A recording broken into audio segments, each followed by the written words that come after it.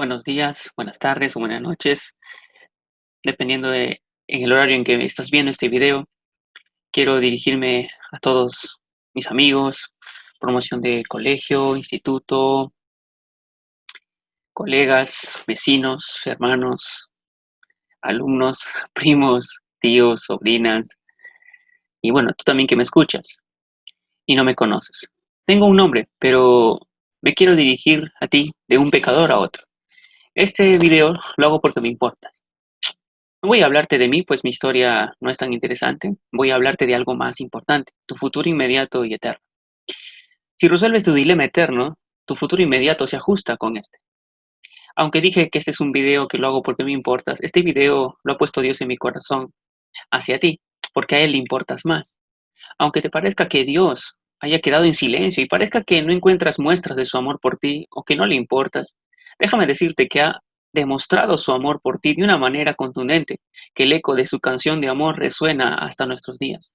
Déjame demostrarte por qué Dios te ama. Dios demuestra que te ama al ser fiel a su palabra. Este es el primer y el gran referente del por qué puedo decirte que Dios te ama. Él demuestra que te ama al ser fiel a su palabra. Dice una parte de las escrituras, si Dios no se guardó ni a su propio Hijo, sino que lo entregó por todos nosotros, ¿no nos dará también todo lo demás? En otra versión dice, y el que no perdonó ni a su propio Hijo, antes bien lo entregó por todos nosotros.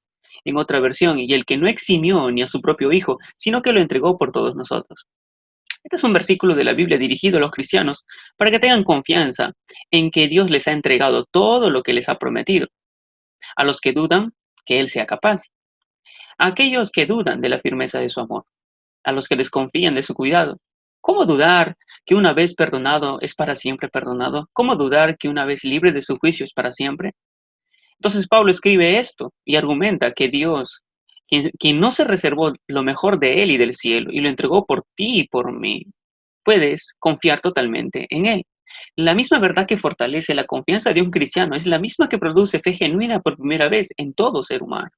¿Qué hizo Dios por nosotros según este versículo? Bueno, primero, envió a Jesús por todos nosotros. Era necesario que Jesús viniera, porque no había algo en la tierra que pudiera complacer al Padre como reemplazo por los pecadores, por los pecados del hombre.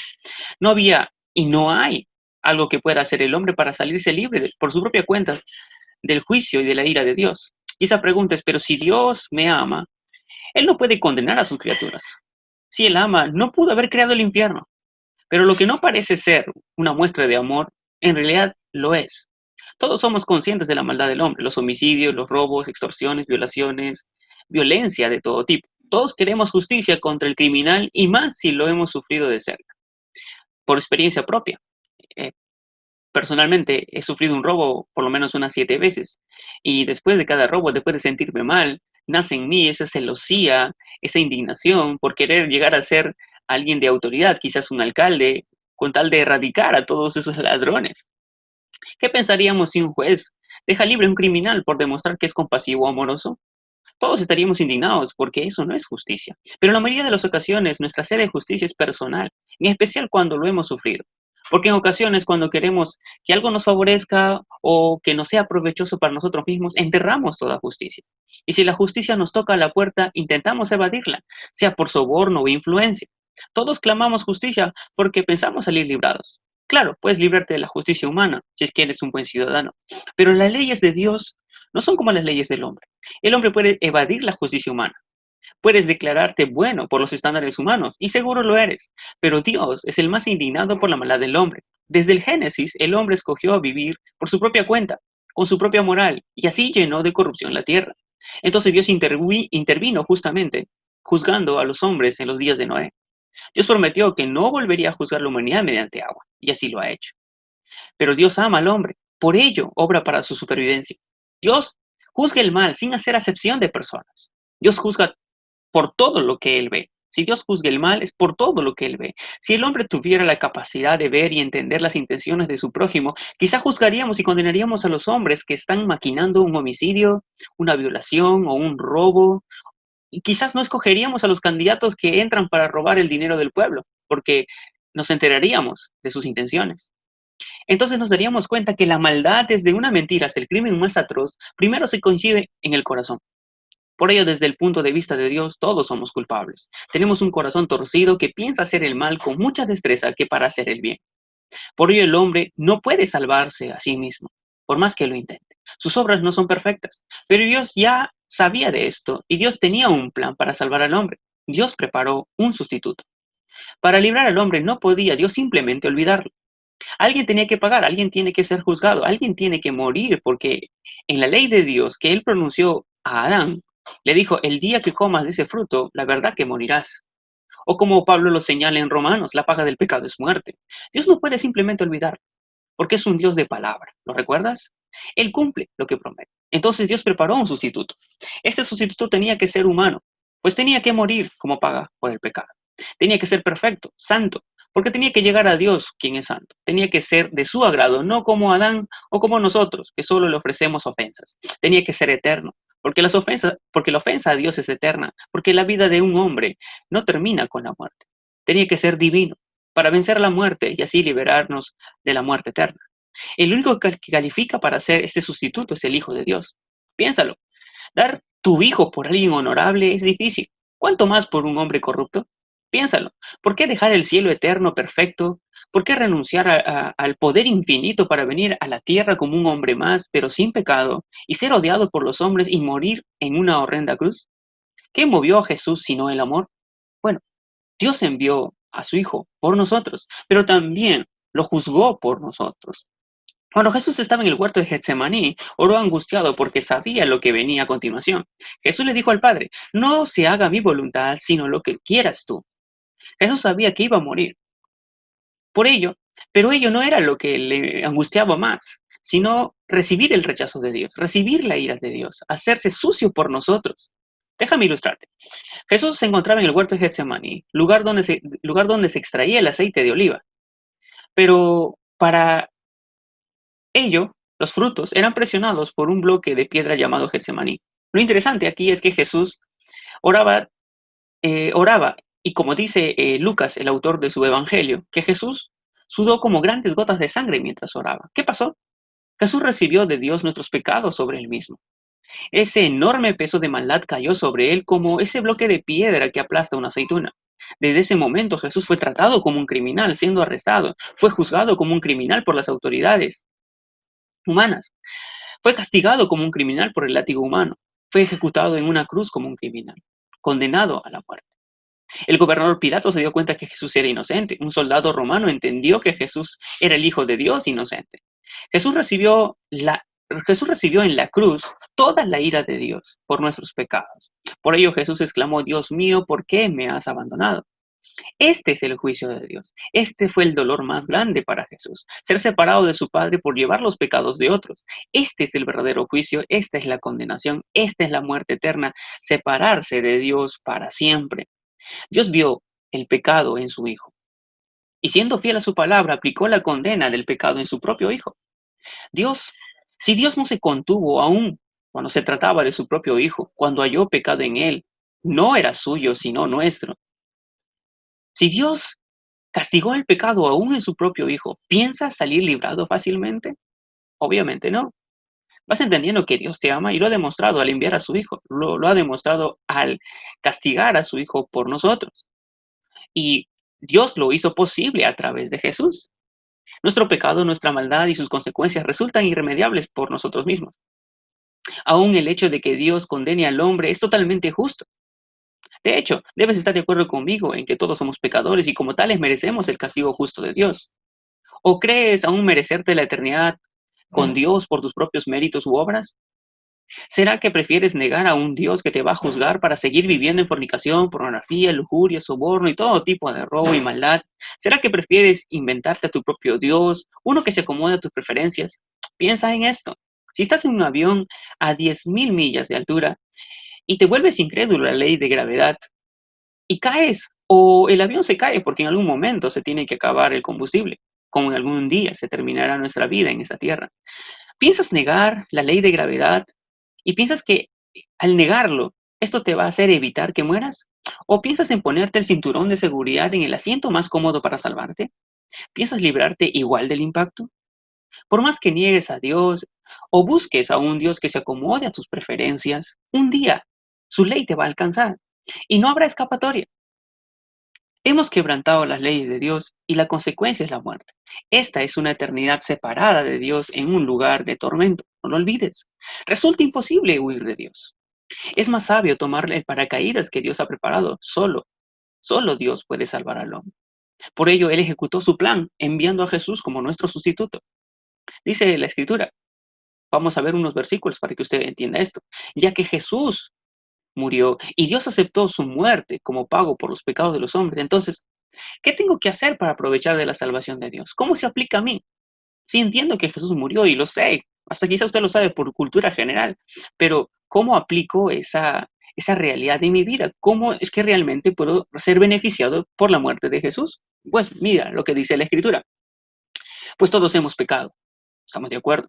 Nadie puede alcanzar la meta gloriosa establecida por Dios. Sin embargo, con una bondad que no merecemos, Dios nos declara justos por medio de Cristo Jesús, quien nos liberó del castigo y de nuestros pecados. Pues Dios ofreció a Jesús como el sacrificio por el pecado.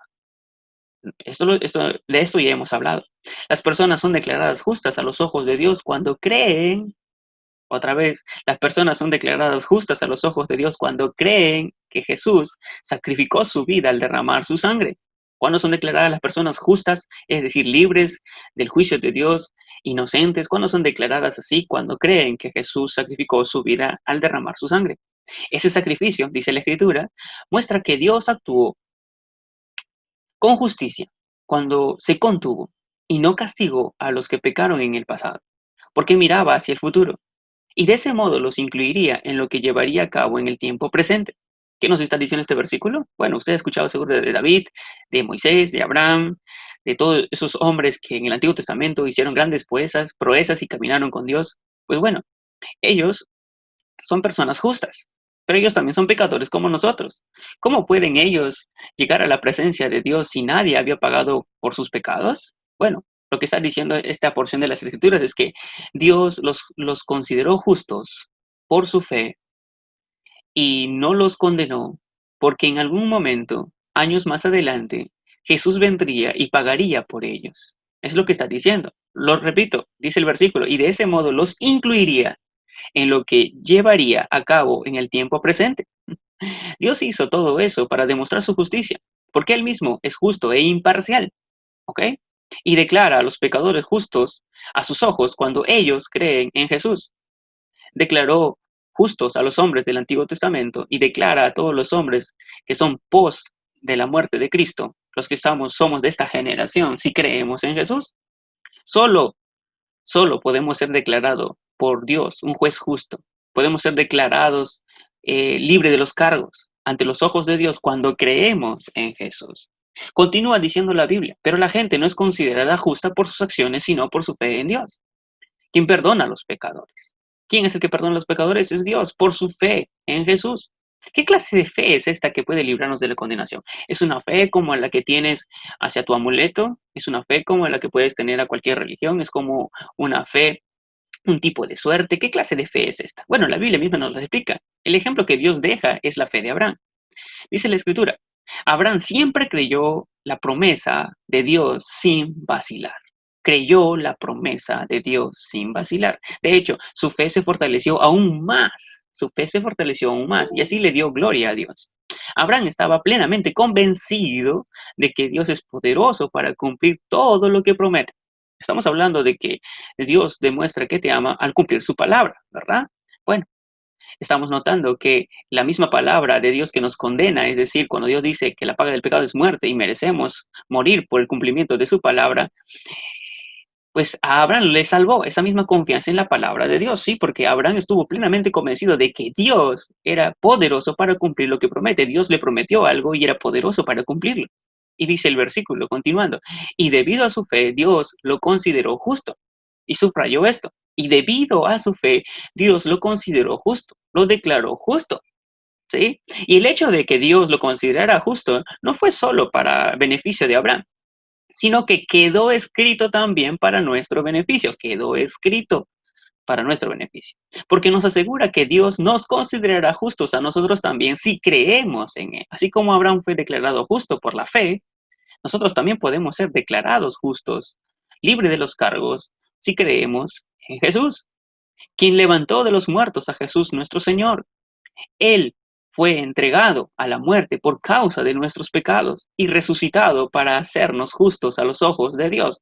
Date cuenta de esto, ¿sí? Si crees en Jesús, crees que Él murió por tus pecados, crees que Él resucitó para darte vida eterna, si pones toda tu confianza sin dudar, creyendo en que Dios te puede salvar, pues Él lo va a hacer.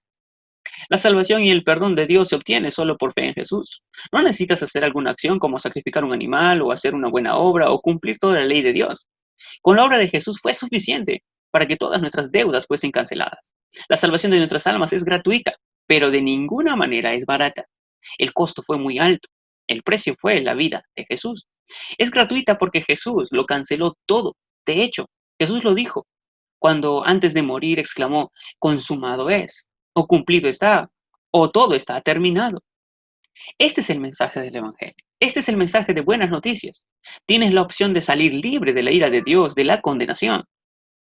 Sin Jesús, estás condenado eternamente, pero por medio de Jesús puedes ser librado eternamente. Si rechazas a Jesús, obviamente estás asumiendo el pago por tus propios pecados. Si crees en Jesús, Dios aplicará tus pecados. Dios los incluirá tus pecados en la muerte de Jesús, como lo hizo con los santos del Antiguo Testamento. Volviendo a nuestro versículo de inicio, dice, si Dios no se guardó ni a su propio Hijo, sino que lo entregó por todos nosotros, ¿no nos dará también todo lo demás? Todo lo demás es el perdón de nuestros pecados, es el ser verdaderamente sus hijos, el tener su espíritu morando en los que han creído en Jesús. Es la vida eterna al lado de Dios, por siempre, la libertad de los pecados que te esclavizan, el poder para rechazar el pecado, el pertenecer a Dios para siempre, etcétera. Hay muchas cosas más que Dios te va a dar. Y dice un texto en Romanos, ¿quién se atreve a acusarnos a nosotros, a quienes Dios ha elegido para sí? Nadie. Estos a los que ya han creído en Jesús, porque Dios mismo nos puso en relación correcta con Él a través de Jesús. Esto ya sucedió. Entonces, ¿quién nos condenará? Nadie, porque Cristo Jesús murió por nosotros y resucitó por nosotros. Y está sentado en el lugar de honor a la derecha de Dios e intercede por nosotros. A los que ya son salvos, a los que ya son hijos de Dios, a los que ya creyeron en Jesús de todo corazón, y se arrepintieron de sus pecados. Dios dice, los declara justos. ¿Quién los va a condenar? Nadie los puede condenar porque ya Jesús murió por sus pecados, ya no tienen deuda. Ya Jesús resucitó por ellos, ya Jesús está a la derecha de Dios intercediendo por ellos. ¿Dudas de esto? ¿Cómo puedes dudar en un Dios que hasta su propio Hijo lo entregó por cada uno de nosotros? Puedes estar seguro de una de dos cosas. O bien estás condenado eternamente por rechazar a Cristo, o bien estás perdonado y libre de condenación eternamente por abrazar a Jesús con tu confianza en Él. ¿Qué vas a hacer? ¿Te vas a quedar de brazos cruzados? Pues amigo, familiar, vecino, quien crea que seas tú. No estoy preguntándote qué clase de religión tienes. Mi pregunta es, un día vas a estar delante de Dios, tarde o temprano, sea por esta pandemia o post pandemia. En algún momento el combustible de tu vida se va a acabar y vas a llegar a, de alguna manera, a sufrir las consecuencias de las leyes de Dios. Y un día estarás parado delante de Él. Si estás parado por tus propios méritos, no saldrás bien librado, porque Dios es justo y nada se escapa de Él. Pero si has puesto tu confianza en Jesucristo, pues tendrás el perdón de tus pecados y estarás por siempre con Él. No solamente tu futuro, sino tu vida presente puede cambiar. Tu corazón, tu familia, tu ser puede ser restaurado. Dale tu confianza a Dios. ¿Por qué no le pides a Dios en este tiempo, en este momento en el que estás? ¿Por qué no te tomas un tiempo, unos minutos? Enciérrate en tu cuarto, sal de tu espacio de descanso, inclina tu rostro y ora a Dios. Dile, Señor, repite esta oración conmigo, dile, Señor, te pido que me perdones. Hoy estoy aquí delante de ti y me doy cuenta que Jesús ya murió por mis pecados, por esos pecados que he cometido desde niño, por esos pecados en los cuales aún persevero hasta el día de hoy. Yo reconozco que cada pecado ha sido mi decisión, reconozco que si me juzgas, es justo que me condenes, porque he pecado, he quebrado tu ley. Pero también hoy creo en tu palabra, creo que Jesús murió por mis pecados, resucitó al tercer día, venciendo al pecado, a la muerte, al mismo diablo, y me puede dar la vida eterna. Me acerco a ti con la confianza de Abraham, creyendo plenamente en que tú cumples lo que prometes. Hoy te estoy pidiendo, Dios, que me perdone mis pecados conforme tu palabra dice, que me des la vida eterna que hay en Cristo Jesús por poner mi confianza en Él. Yo confío en Jesús, confío en lo que tú prometes, que eres poderoso para salvarme, que no es necesario añadir algo más a lo que Cristo ha hecho. Su obra es suficiente para salvarme. Confío en Jesús con todo mi corazón y yo te agradezco, Dios, por este momento. Te lo pido, Padre, en el nombre de Jesús, sálvame. Amén. Que Dios te bendiga. Y si crees que esta buena noticia es importante y que otros más deben saberlo para el perdón de sus pecados, te animo a que lo compartas. Que Dios te bendiga. Fue un gusto estar contigo en este tiempo. Bendiciones.